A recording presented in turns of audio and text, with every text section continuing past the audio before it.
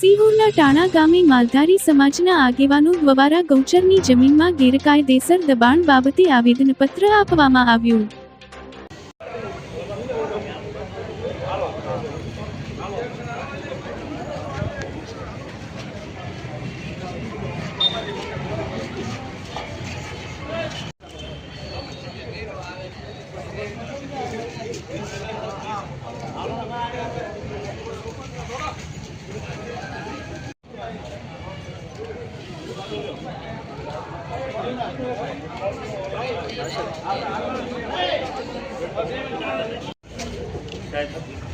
તાણા ગામના પશુપાલકો તરફથી વિનંતી છે કે તાણાના જે ગૌસરને જમીન દબાણ કરીને શિવ બળદ સંસ્થાના નામે આશ્રમ ખોલીને વ્યાપાર શરૂ કરવામાં આવ્યો છે।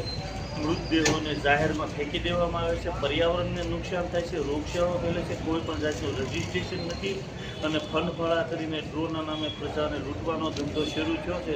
એ જમીન છૂટી કરાવી અને ત્યાંથી તમને તાણાના પશુપાલકોને યોગ્ય ન્યાય મળે એવી આશા સાથે અમે આપને રિક્વેસ્ટ કરીએ છીએ।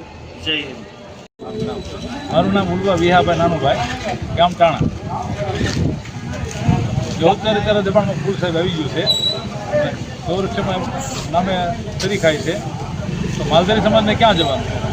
ગામનો જેટલો માલધારી સમાજ છે એને અન્યાય થઈ રહ્યો છે।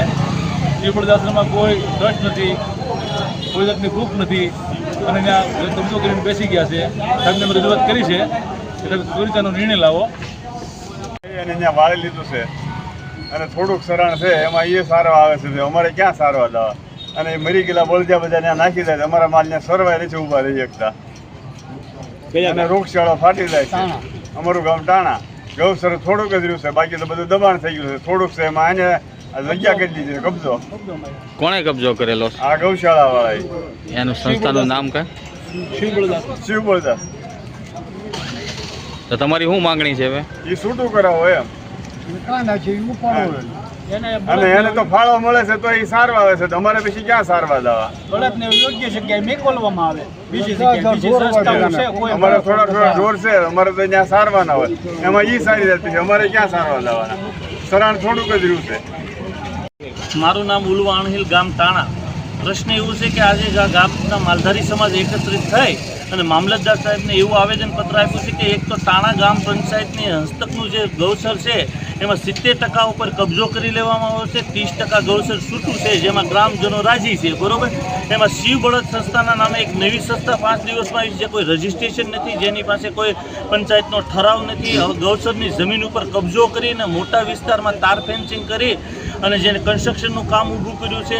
બળદોની સંખ્યા 150 થી 200 છે, ગૌસરમાં છૂટા મૂકી દેવાના, ઇવન જે મૃત થયેલા પશુઓ હોય ત્યાંના એ ગૌસરમાં ફેંકી દેવાના, ગંદકી ફેલાવવાની, પર્યાવરણને નુકસાન પહોંચો અને આ જે તાણા ગામના ગ્રામજનો છે એના જે પશુપાલકો છે તેમના માલની અંદર નવા છેલ્લા 8 દિવસમાં એવા રોગ નીકળ્યા છે કે પશુધન ટપકી રહ્યું છે। એટલે મામલતદાર સાહેબને અમારું એક જ નિવેદન છે કે આને યોગ્ય તપાસ કરવામાં આવે, યોગ્ય તપાસ કરી અને તાણા ગામના જે કોઈ માલધારી સમાજ છે જેમાં દરેક સમાજ છે દરેકને યોગ્ય ન્યાય મળે એવી આશા સાથે જઈ।